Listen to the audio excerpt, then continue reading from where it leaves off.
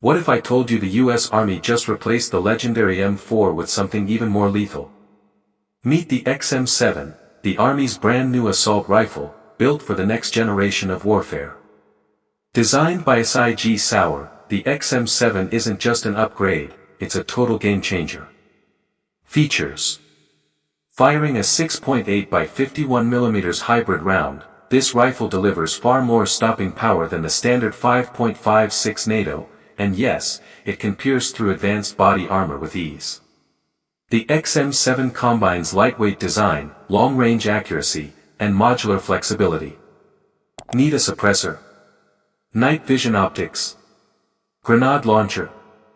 It's all compatible. With an effective range well over 600 meters, and superior recoil control, this rifle is built for both close-quarters combat and long-range engagement. Whether it's desert warfare, jungle ops, or Arctic missions, the XM7 is tested and proven under extreme conditions. It's the perfect blend of power, precision, and reliability. In short, this isn't just America's new rifle. This is the future of American firepower. Is the XM7 the most dangerous rifle in the world right now?